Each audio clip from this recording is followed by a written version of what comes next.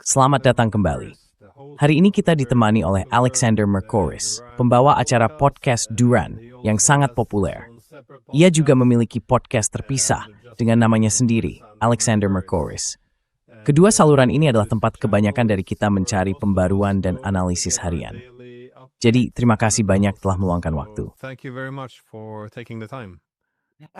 Dan terima kasih banyak seluruh alit seluruh Anda yang terberisa hari ini. Selama beberapa hari terakhir, apa yang awalnya tampak sebagai perang untuk mengganti rezim, kini tampaknya telah berubah menjadi perang energi, dengan kedua belah pihak saling berusaha melemahkan satu sama lain. Hanya dalam beberapa hari terakhir, kita telah menyaksikan serangan-serangan yang sangat ekstrem, mulai dari ladang South Pars hingga pembangkit listrik tenaga nuklir Bushehr. Bagaimana Anda menilai hal ini? Serangan terhadap Iran, tetapi juga pembalasan Iran.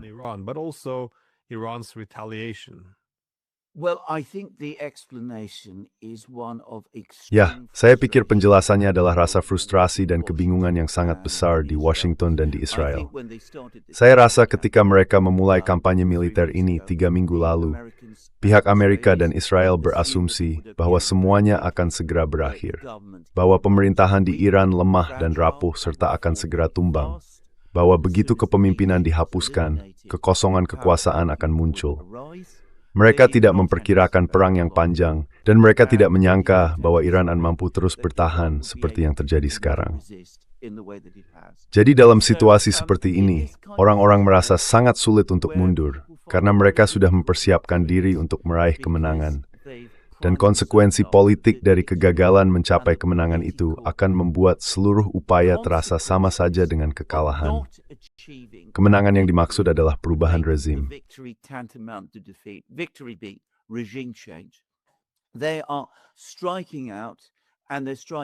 Mereka sedang melakukan serangan, dan mereka melakukannya dengan cara yang menurut saya pada awalnya dimaksudkan untuk memberikan tekanan besar pada Iran dan beberapa sekutu Iran, terutama Rusia, agar mau duduk di meja perundingan dan mulai membuat konsesi besar yang dibutuhkan oleh Amerika dan Israel untuk membenarkan apa yang telah terjadi. Itulah sebabnya terjadi serangan terhadap South Pars, yang merupakan eskalasi besar-besaran. Dan itu juga alasan terjadinya serangan terhadap Bushehr. Sekarang Bushehr hampir tidak ada yang membicarakannya. Terima kasih sudah menanyakan hal itu kepada saya. Saya pikir hal ini sangat penting dan berdampak besar. Ini tentu saja merupakan reaktor yang sebagian besar dibangun oleh Rusia. Ada teknisi Rusia di daerah tersebut. Sejauh yang saya tahu tidak ada yang terluka. Namun menurut saya, serangan terhadap Bushehr juga merupakan pesan kepada Rusia. Dari kurang de Gugnar you torpard you the team peace dekat berbicara dengan kami. Get them to talk to us. Again, the same miscalculation that we saw. Sekali lagi, kesalahan perhitungan yang sama seperti yang kita lihat di awal perang terulang dalam serangan ini.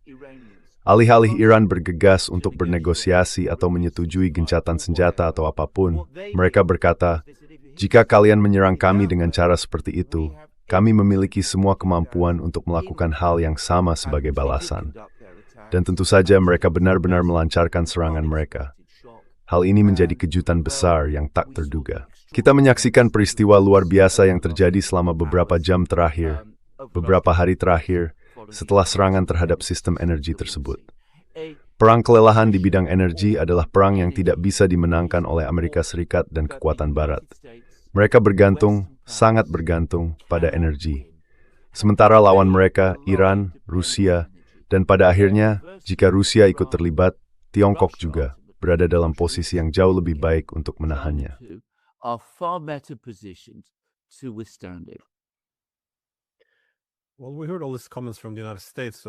Nah, kami mendengar semua komentar dari Amerika Serikat yang mengatakan bahwa Trump mengatakan bahwa tidak ada yang bisa memprediksi bahwa mereka akan menyerang pangkalan-pangkalan di semua negara Teluk ini. Dan dia tampaknya, menurut laporan Wall Street Journal, juga menolak gagasan bahwa Iran akan menutup Selat Hormuz. Maksud saya, jika kita menyadari bahwa Iran memandang hal ini sebagai ancaman eksistensial, semua tanggapan ini situasinya through to me prods för i nugsit ner the mänsta patien. Understood to be the first thing it would do. I mean, many people did predict. Maksud saya, banyak orang memang sudah memprediksi hal ini, termasuk Anda. Jadi bagaimana mereka bisa salah sejauh itu? Karena rasanya ini sudah menjadi tren yang umum. Jika kita lihat misalnya perang di Ukraina, salah satu alasan orang Eropa ikut dalam perang proksi melawan Rusia adalah karena mereka mengira Rusia akan kehabisan rudal dalam beberapa hari. Kita sudah mendengar hal itu sejak Maret. Mereka pikir ekonomi Rusia akan hancur total pada akhir minggu, bahwa seluruh komunitas dunia akan membalikan badan terhadap mereka. Tapi hal yang sama juga terjadi dengan Iran. Kemampuan mereka untuk membalas sejauh mana kekuatan drone dan rudal mereka. Maksud saya, meskipun mereka baru saja berperang melawan Iran pada bulan Juni, sekarang kita kembali lagi ke situasi yang sama. Ya, apakah ini hanya karena perang dijual terlalu berlebihan, atau karena kesombongan hegemonik? Bagaimana Anda menjelaskannya? Hubris, how do you explain this? Because this is dangerous. Well, it is incredibly dangerous. Karena ini berbahaya. Ya, ini sangat berbahaya. Big part in this. Saya pikir kesombongan hegemonik memainkan peran besar di sini. Di Amerika Serikat dan sampai batas tertentu di Eropa, masih ada keyakinan yang mengakar, keyakinan yang tertanam, bahwa Amerika Serikat Barat memiliki kekuasaan yang hampir tak terbatas, bahwa tindakan menerapkan kekuasaan itu saja sudah cukup untuk mencapai hasil yang diinginkan, dan bahwa pada akhirnya semuanya bergantung pada masalah kemauan. Teza antara brute jenis publikasi yang dibuat di mengenai betran ini, nalapor berisapor ofurtikan tumaward adalah faktor garwardly when tefkarv at wikur. In everything that they think about and do, they focus too much on will. Mereka terlalu berfokus pada kehendak, terutama kehendak mereka sendiri, dan tidak cukup memperhatikan kemampuan mereka sendiri, dan terlebih lagi kemampuan lawan mereka. Bagaimana hal ini bisa terjadi adalah pertanyaan besar, karena dulu tidak seperti ini. Ada masa selama Perang Dingin ketika saya ingat, dan saya yakin Anda juga ingat, kita biasa membaca analisis yang sangat mendetail di Barat tentang keadaan industri minyak Rusia, keadaan industri mesin Rusia, dan hal-hal semacam itu. Sekarang kita jauh lebih jarang melihat itu seperti itu. Kemudian keluarga ke Krasord. Rusia balik po oligarki, itu ada masalah besar korupsi. Rusia ada negara petrokimia. There is this huge issue of corruption, that Russia is this petro state. The idea that the country has an industrial base. Gagasan bahwa negara ini memiliki basis industri sama sekali tidak pernah dianggap serius. Dan dengan Iran, saya pikir hal itu dibawa selangkah lebih jauh lagi. Dengan asumsi bahwa rezim di sana rapuh, tidak populer, seperti rumah kartu, dan bahwa yang dibutuhkan hanyalah sedikit dorongan agar semuanya runtuh. Dan tentu saja, mereka dianggap tidak akan berani menutup Selat Hormuz karena jika mereka melakukannya, mereka akan merusak posisi ekonomi mereka sendiri, yang tentu saja bertentangan dengan semua asumsi lainnya. Tapi maksud saya saya benar-benar melihat orang-orang yang berpikir seperti itu, dan bahwa Tiongkok tidak akan pernah membiarkan mereka melakukannya, seolah-olah Tiongkok yang membuat keputusan di Teheran. Hal ini tidak pernah dimulai. Namun, poin-poin pembicaraan ini beredar di luar sana, diulang-ulang, tanpa henti dan diasumsikan benar.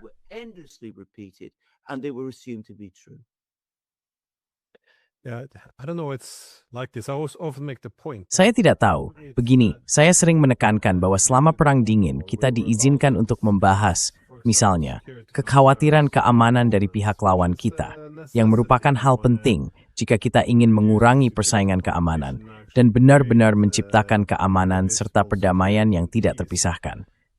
Tapi saya pikir hal ini bahkan lebih dalam dari itu. Ini tentang kemampuan untuk sekadar membicarakan apa yang terjadi dengan pihak lawan kita. Karena saya sering menunjukkan bahwa misalnya di Rusia, ekonomi mereka telah menjadi cukup beragam. Mereka tidak terlalu bergantung pada energi. Mereka telah membuat kemajuan besar dalam mengembangkan ekosistem digital mereka sendiri, dan mereka sedang bergerak menuju kedaulatan teknologi.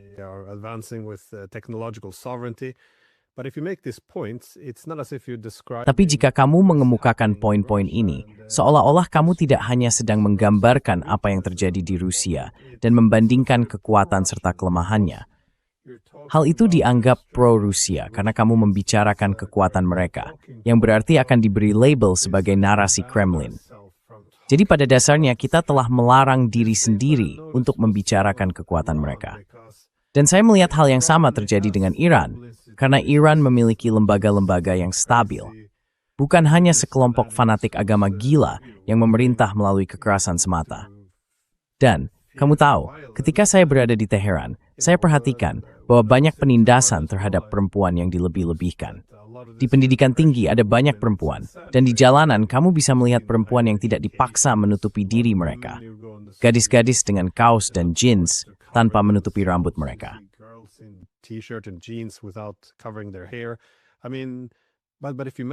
Maksud saya, kalau kamu menyebutnya, kamu seolah berbicara mendukung rezim sekarang, karena kelihatannya kamu sedang membela mereka. Sekarang, sudah tidak ada lagi keinginan untuk hal-hal yang positif, atau apapun yang bisa dianggap pro. Tapi kalau kamu tidak bisa, seperti yang kamu bilang, kalau semuanya harus suram dan penuh keputusasaan tentang lawanmu, bahwa mereka hanyalah pom bensin yang menyamar sebagai negara, atau para mullah gila yang ingin menghancurkan dunia, bagaimana kamu bisa meningkatkan keamananmu sendiri kalau kamu tidak bisa menilai pihak lain secara jujur? Itu sungguh luar biasa. Tapi saya memang ingin menanyakan hal ini. Orang-orang bilang, kita mungkin sedang berjalan menuju perang dunia, karena perang-perang ini saling terhubung. Perang Iran cukup terkait dengan perang yang sekarang terjadi dengan Rusia.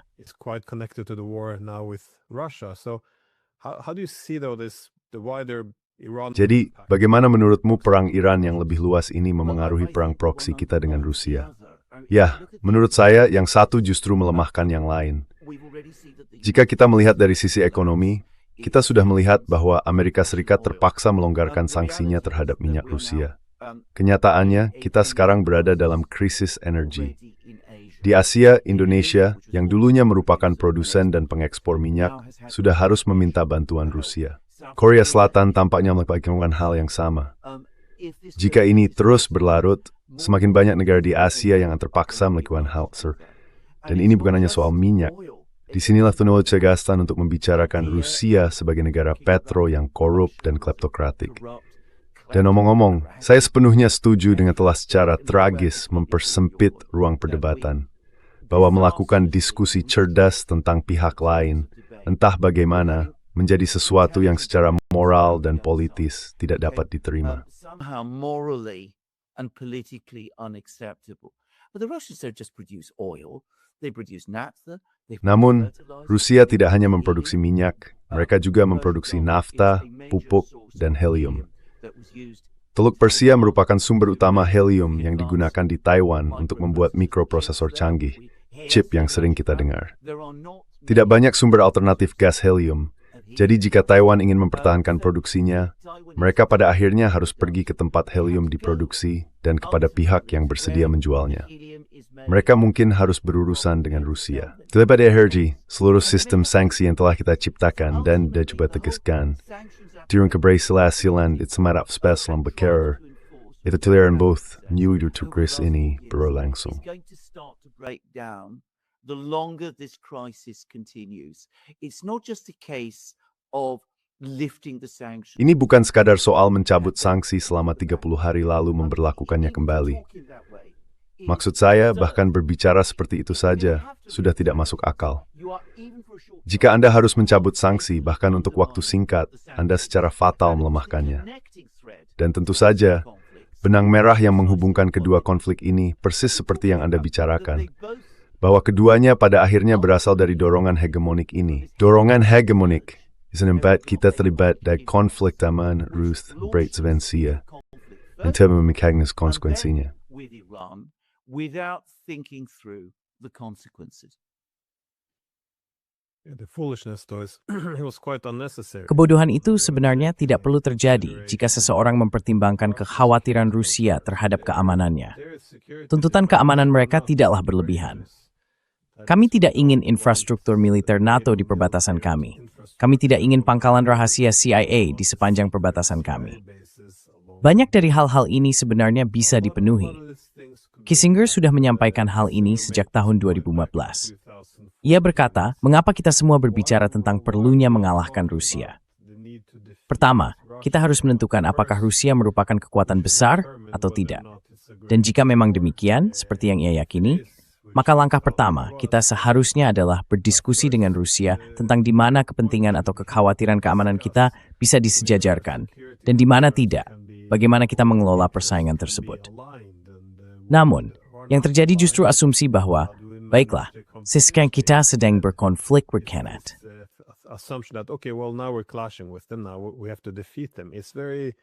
Sekarang kita harus mengalahkan mereka.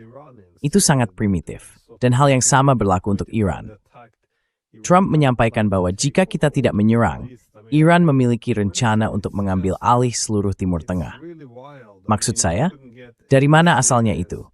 Itu benar-benar gila. Tidak ada ahli serius tentang Timur Tengah yang akan mendukung pernyataan seaneh itu. Tapi jika kita tidak membuat pernyataan seperti itu, kita akan bisa membicarakan kekhawatiran keamanan Iran. Kita mungkin akan menyadari bahwa kepentingan mereka bisa dipenuhi, dan mereka telah membuktikan bahwa hal itu memang bisa, setidaknya dalam isu nuklir. Selain itu, saya pikir kamu membuat poin yang bagus soal Taiwan, bahwa pasar akan bergerak kemana uang mengalir. Kita melihat hal yang sama dengan Jerman ketika mereka menutup akses gas Rusia untuk industri mereka.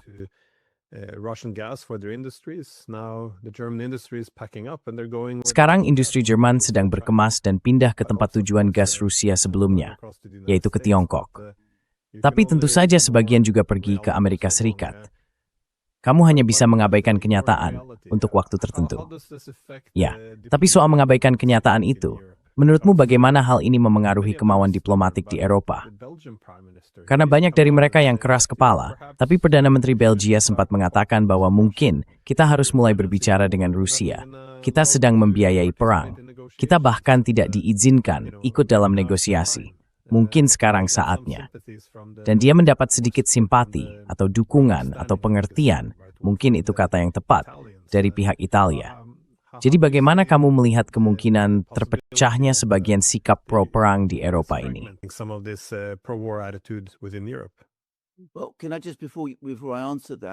Baik, sebelum saya menjawab itu, izinkan saya mengatakan bahwa saya sepenuhnya setuju dengan Anda. Bahwa apa yang diinginkan oleh Rusia dan Iran sepenuhnya berada dalam kemampuan kita, kemampuan Barat, untuk menyetujuinya tanpa mengorbankan kepentingan keamanan kita. Sebaliknya, kita justru akan memperkuatnya. Kita memiliki rencana aksi komprehensif bersama yang bekerja sama dengan Iran dan mencegah Iran mengembangkan kemampuan senjata nuklir jika itu memang niat mereka. Dan pada saat semasa kita memiliki perdamaian Selat Hormuz tetap dan tidak beri situasi yang tinggi destak for keberanian.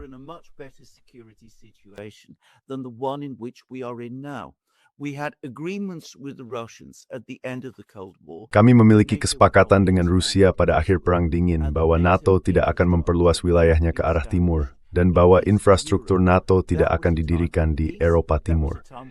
Itu adalah masa damai, masa ketika Perang Dingin sedang berakhir.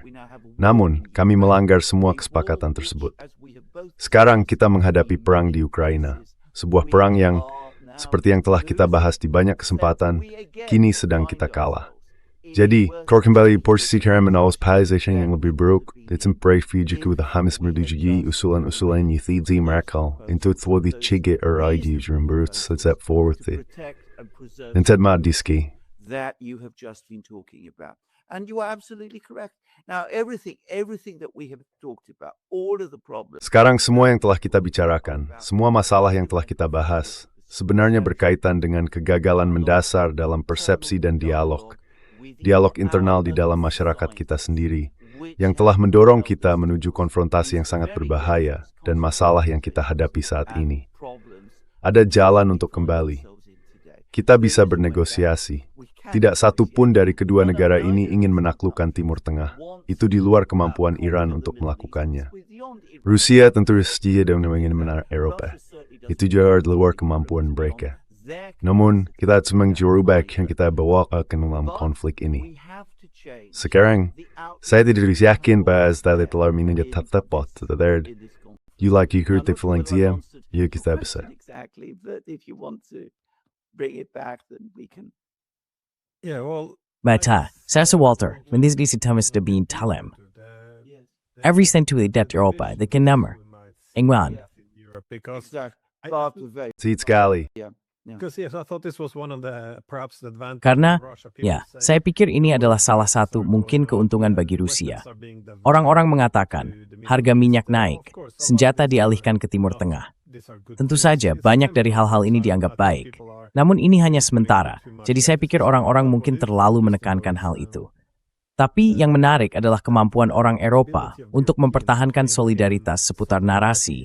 Tidak ada diplomasi, kirim lebih banyak senjata, Ukraina sedang menang.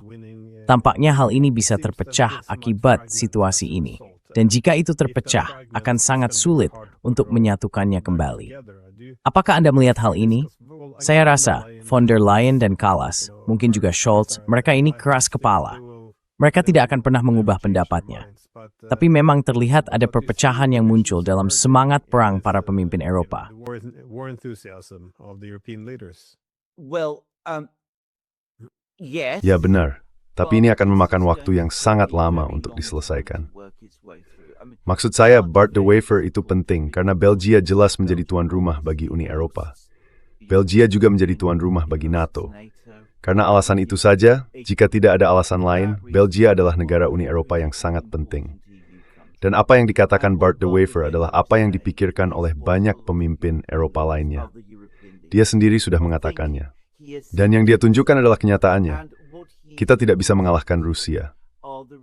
Tidak ada cara bagi kita untuk mengalahkan Rusia bersama Amerika. Dan kita tentu saja tidak bisa mengalahkan mereka tanpa Amerika. Dan Amerika tidak akan kembali terjun ke dalam konflik ini. Kondisi ekonomi juga tidak berjalan seperti yang kita perkirakan. Working in the way that we thought they would either. Now, when somebody has the facts on Sekarang ketika seseorang memiliki fakta di pihaknya, pada akhirnya fakta itu akan menembus. Dan Anda akan mulai melihat beberapa pemimpin ini, Giorgia Meloni mungkin di Italia, Sanchez mungkin di Spanyol, yang tidak pernah sejelas itu dalam berkomitmen pada platform-platform ini, seperti para garis keras. Secara bertahap, mungkin mereka akan mulai tampil dan bersuara, dan pada titik itu kita akan melihat fragmentasi dan perpecahan menyebar. Dan kemudian kita akan melihat keadaan mulai bergerak maju. Namun sayangnya, inilah masalahnya. Para garis keras tetap sangat berkuasa. Mereka masih mengendalikan tuas-tuas utama, mereka masih dalam tingkat yang besar, mendominasi narasi, dan media masih berpihak pada mereka. Dan selama mereka masih ada, pihak lain, Rusia akan berkata pada diri mereka sendiri, ya, kami siap untuk terlibat dalam dialog dengan pihak Eropa. Engage the Europeans in some dialogue, we can see this fragmentation. But Kita bisa melihat adanya fragmentasi ini.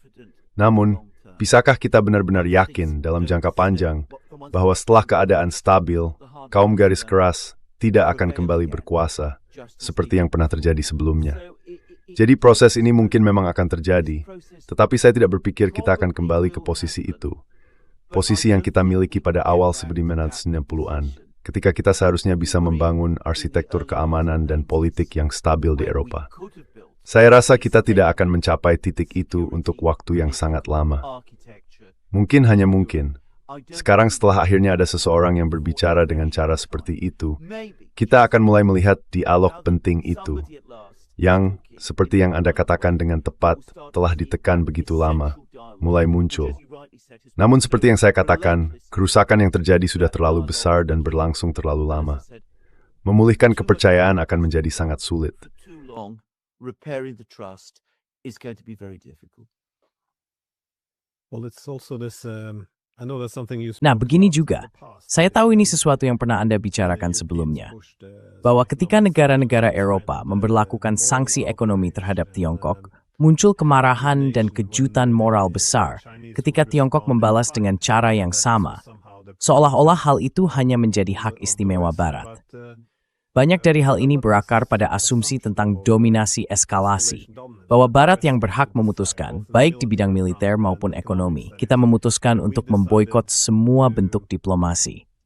Sampai sekarang, tentu saja Macron berkata, baiklah, mungkin kita akan berbicara dengan Rusia juga, jika dalam format bersama Amerika dan Ukraina.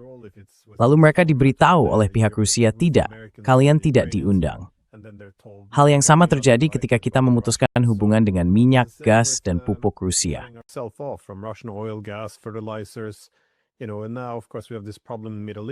Kau tahu, dan sekarang tentu saja kita menghadapi masalah di Timur Tengah.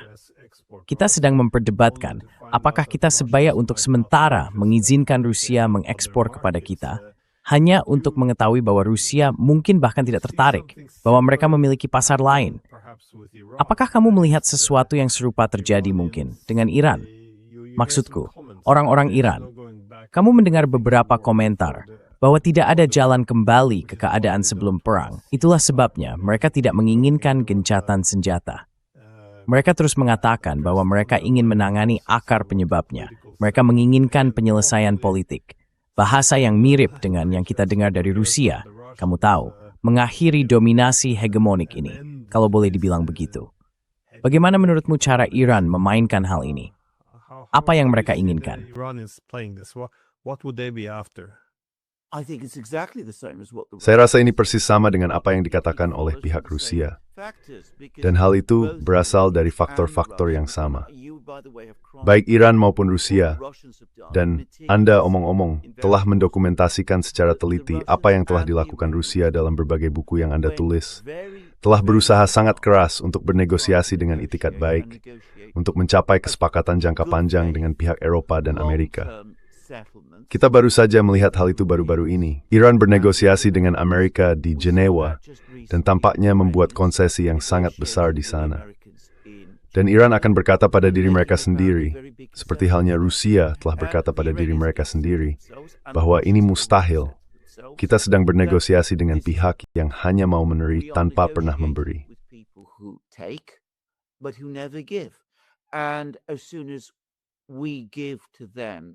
Dan begitu kita memberi kepada mereka dan mereka menerimanya, yang selalu terjadi adalah mereka kembali dan meminta lebih banyak lagi.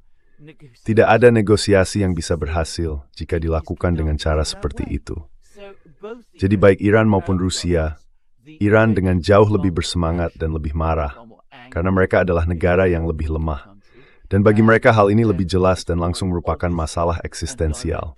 Mengatakan, kami tidak bisa bernegosiasi kecuali akar permasalahannya. Ini, kamu tahu, sebuah ungkapan Rusia. Kita belum melihatnya dari pihak Iran, tapi kita pasti akan melihatnya pada akhirnya, kecuali akar permasalahannya ditangani. Dan pada akhirnya, yang mereka maksud ketika berbicara tentang akar permasalahan adalah bahwa mereka dapat mengidentifikasi isu-isu tertentu. Perluasan NATO, dukungan terhadap kudeta di Ukraina, rekenhatan for remis de bagi irds, Nigerneins that etsemel tujuk sign. Demands for Iran to do away with its entire foreign policy. Apa yang sebenarnya dimaksud oleh Rusia dan Iran ketika mereka berbicara tentang akar permasalahan? Pada akhirnya, penerimaan dari pihak Barat bahwa mereka adalah bangsa, masyarakat, dan negara yang penting, dan bahwa mereka harus diperlakukan sebagai pihak yang setara, dengan kekhawatiran mereka didengarkan dan ditanggapi dengan semestinya. Dan kembali ke poin Anda tentang kenyataan bahwa kita berasumsi bisa menjatuhkan sanksi kepada pihak lain, tetapi terkejut dan heran ketika mereka melakukan hal yang sama kepada kita. Ya, kita perlu keluar dari pola pikir itu dan memahami bahwa, ya, kita mungkin memiliki perbedaan pendapat dengan Rusia, kita mungkin memiliki perbedaan pendapat dengan Iran, kita mungkin tidak menyukai banyak hal yang mereka lakukan.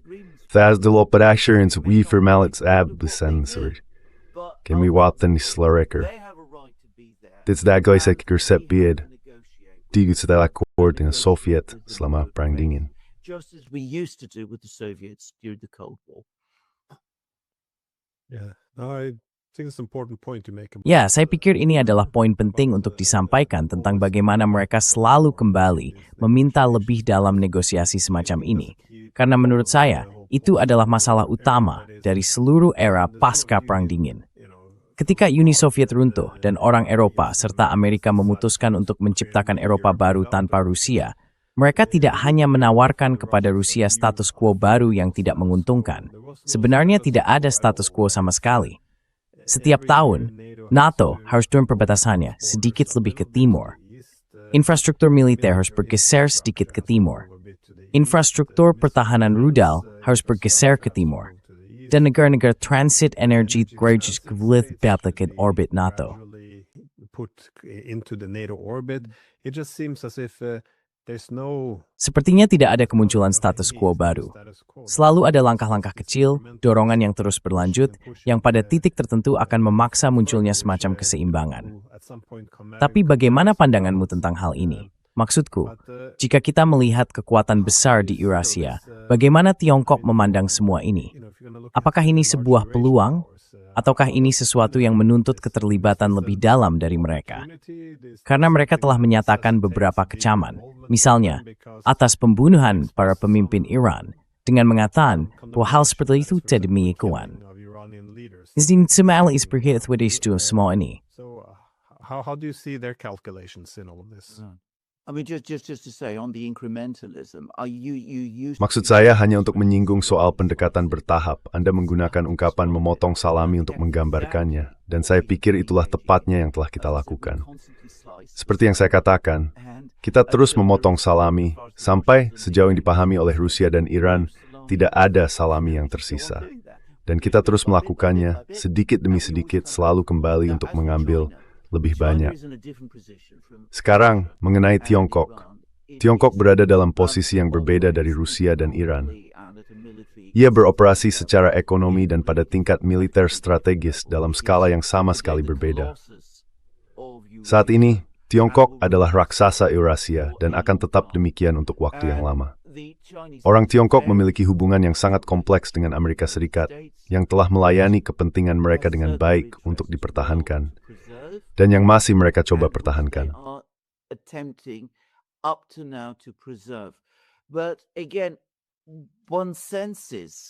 Namun sekali lagi, terasa semakin jelas bahwa sikap Tiongkok telah berubah.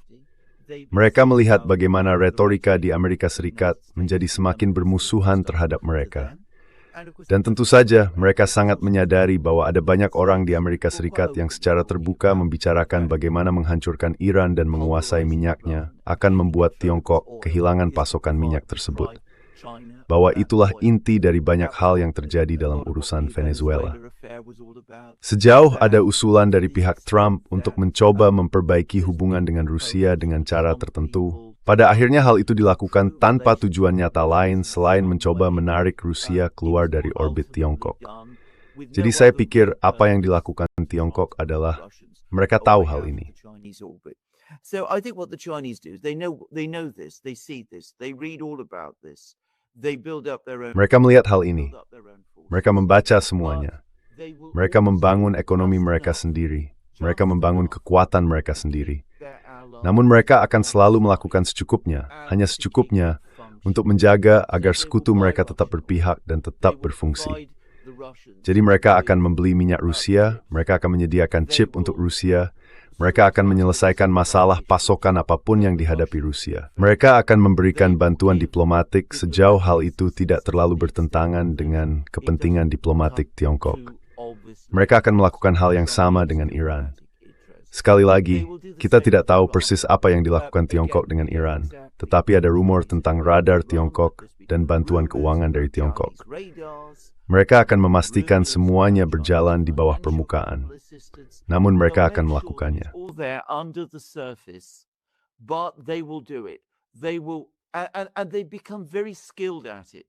Dan mereka telah menjadi sangat terampil dalam hal ini. Saya pikir negara-negara lain, Rusia, Iran, mungkin memperhitungkan bahwa ini menguntungkan mereka dalam jangka panjang untuk mempertahankan keadaan seperti ini. Bahwa mereka tidak ingin Tiongkok terlibat terlalu jelas atau terlalu dalam.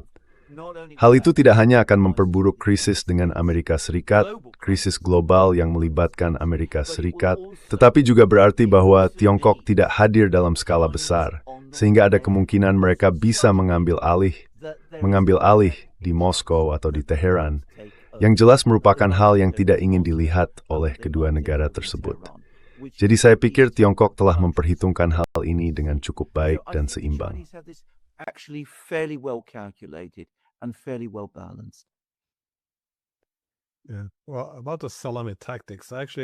Baik, tentang taktik salami.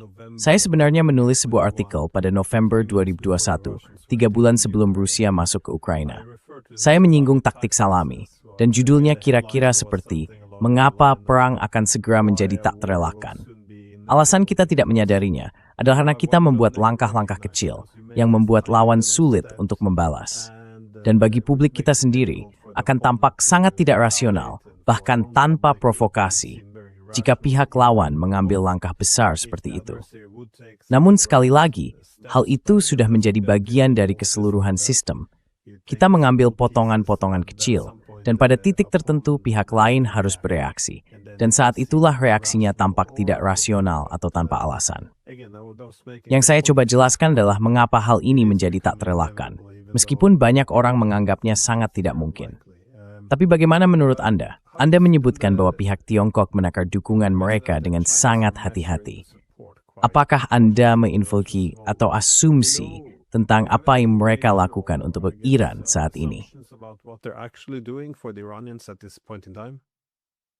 Well, again, everything that we hear is based on Nah, sekali lagi, semua yang kita dengar didasarkan pada informasi dari berbagai sumber yang tentu saja tidak bisa kita verifikasi sepenuhnya.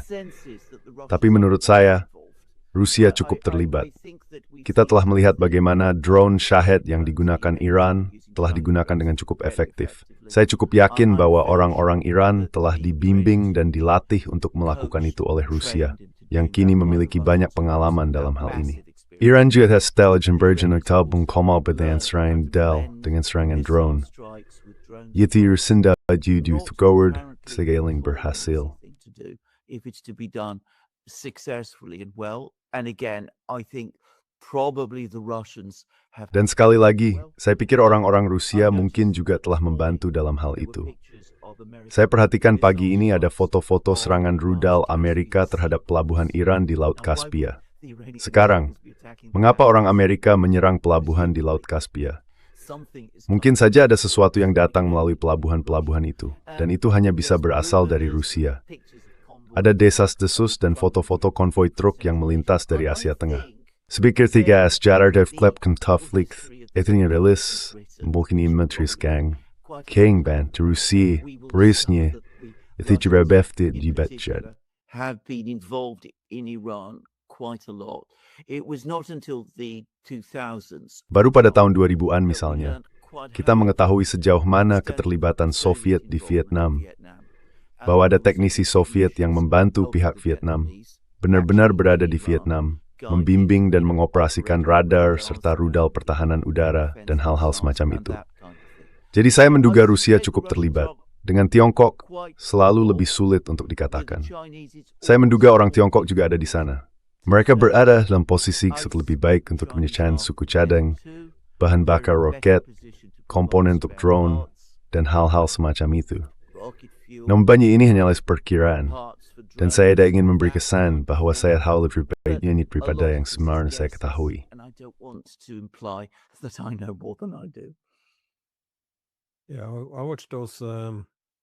Ya, saya juga melihat konvoi-konvoi itu datang dari Tajikistan. Sebagian besar membawa bantuan, tapi saya juga berasumsi bahwa di antara semua truk itu, konvoi yang sangat panjang, masuk akal jika ada sesuatu selain bantuan. Biasanya, hal ini umum terjadi di hampir semua konflik. Ketika koridor bantuan dibentuk, disitulah senjata juga bisa diselundupkan. Dan saya berasumsi, hal itu juga terjadi kali ini.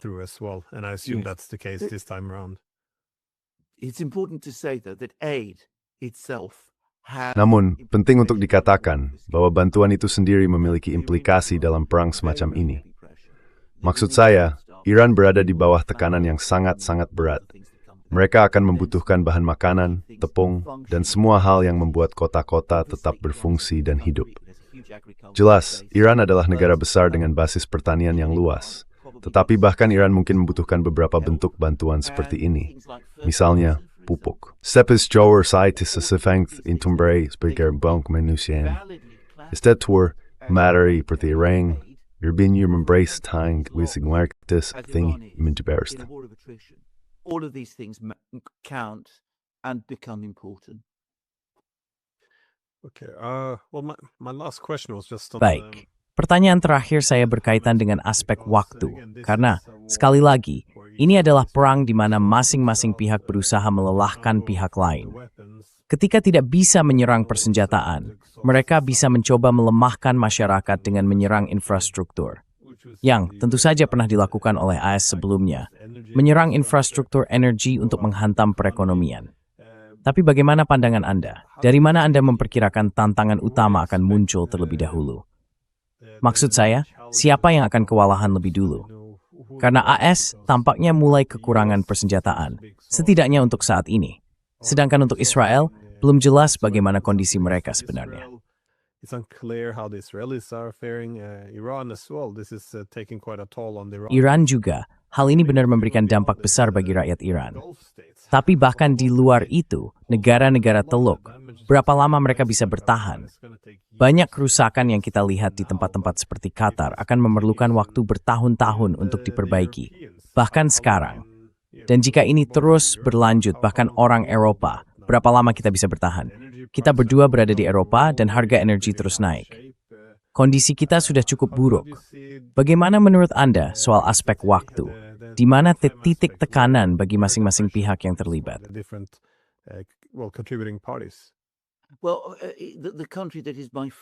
Nah, negara yang saat ini paling parah terkena dampaknya adalah Iran.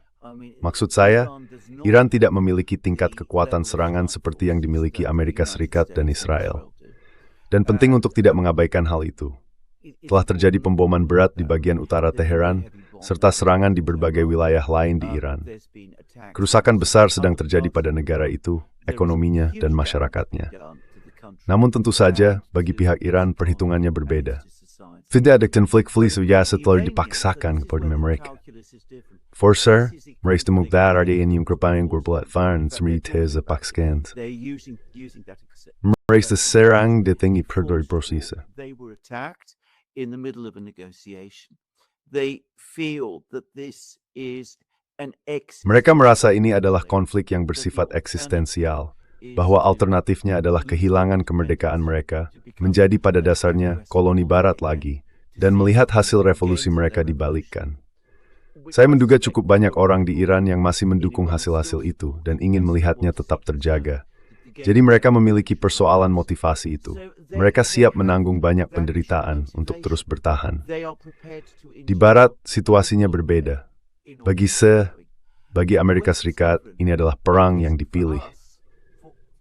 Tidak ada hal yang mengharuskan Amerika Serikat melakukan serangan yang dilakukannya pada 28 Februari. Di Israel, tidak sepenuhnya demikian. Namun Israel tidak dapat melancarkan perang ini dengan cara yang telah dilakukannya tanpa dukungan Amerika Serikat.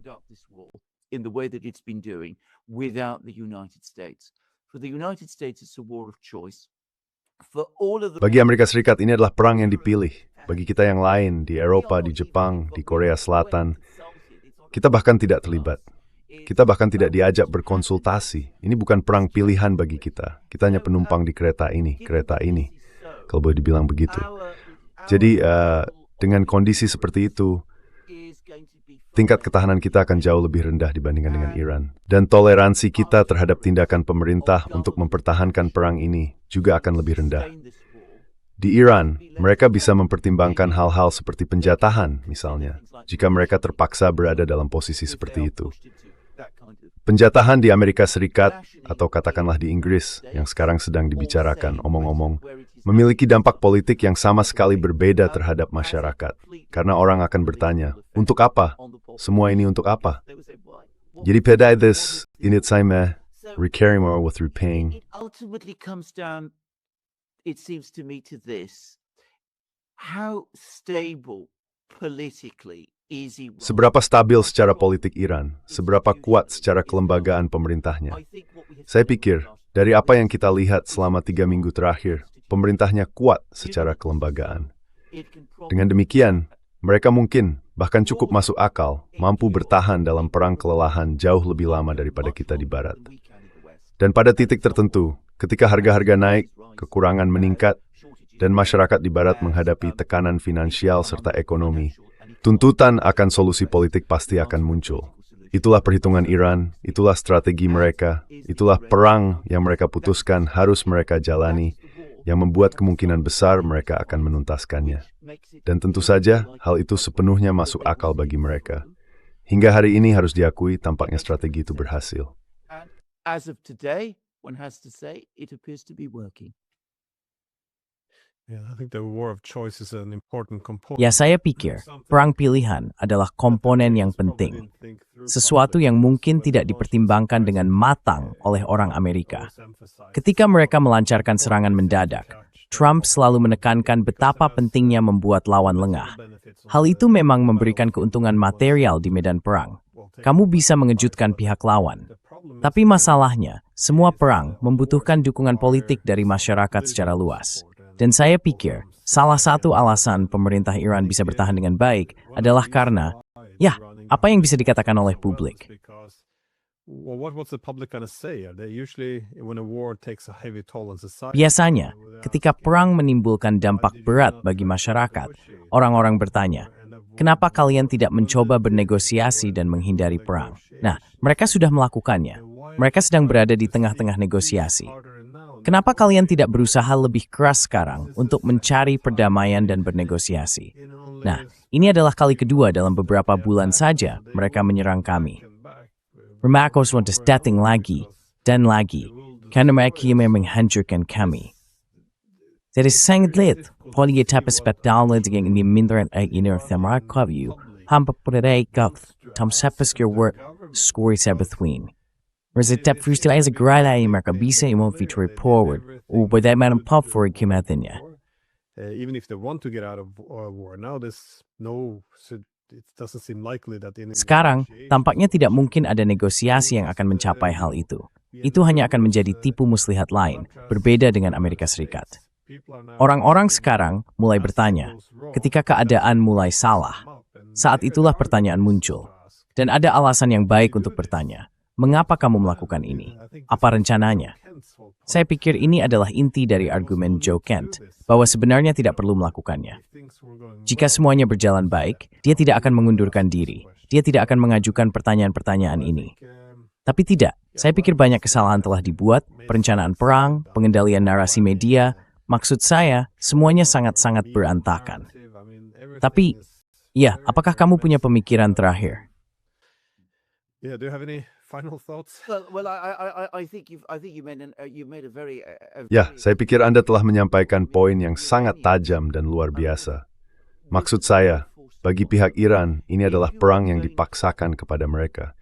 Jika Anda akan melakukan perang yang bersifat pilihan, dan omong-omong, jika Anda memiliki pilihan untuk berperang, Anda harus sangat-sangat berhati-hati. Anda harus selalu, jika memilih untuk berperang, memikirkannya matang-matang terlebih dahulu. Saya tidak menganjurkan agar pemerintah manapun melakukan perang yang hanya berdasarkan pilihan. Tetapi jika Anda melakukannya, jika memang harus, maka pikirkanlah dengan saksama. Di Amerika Serikat, mereka melakukannya dengan enteng dan sembrono. Presiden Trump menyebutnya sebagai semacam perjalanan kecil, dan kini kita berada di sini.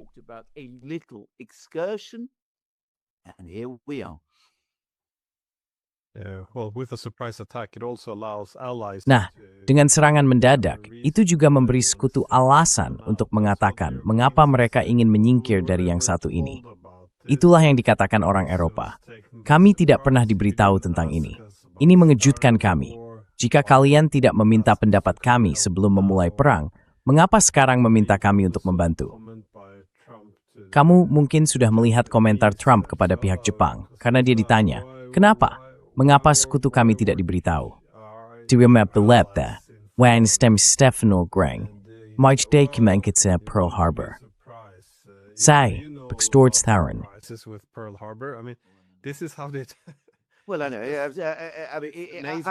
Ya, saya tahu, benar-benar sepele. Tapi saya harus mengatakan bahwa kita tidak boleh membiarkan sekutu lolos begitu saja. Karena siapapun yang mengamati situasi ini dari perspektif Eropa atau Tokyo, atau dimanapun, seharusnya sudah bisa melihat ini akan terjadi. Dan orang-orang seperti Scholz dan Macron seharusnya pergi ke Washington menuntut penjelasan tentang apa yang sedang terjadi, bertanya kepada para pemimpin Amerika, apakah kalian benar-benar serius dengan ini? Is uher migrov governmentisna panid? Berperbilet can erase reads minute morbs. And how is this going to affect us? So for them to suddenly say, well, we didn't know anything about this, it's all Jadi ketika mereka tiba-tiba berkata, "Ya, kami tidak tahu apa-apa tentang ini. Semuanya mengejutkan, muncul entah dari mana." Maksud saya itu omong kosong. Dan sekali lagi cara mereka berbicara seperti ini, dan ini kembali ke hal-hal lain yang pernah kamu tulis, sekali lagi menunjukkan sejauh mana, terutama di Eropa, tapi tentu juga di Jepang, kita telah sepenuhnya menyerahkan pelaksanaan kebijakan, diplomasi, dan politik luar negeri kita kepada Amerika. Falks is a take if your daughter to Indian voice sported state tour. Allow ourselves to be surprised in this way. Yeah. Well, as always, Matt, thank you. spang twain, And, mamani. yeah, Bant kasi, Yumara varagu or vor, and then jung the duran, and then minthis stau time v. Mare, thimin agibor spong wang tiwamin. Thank you very much for taking time. Numas, into America Glenn.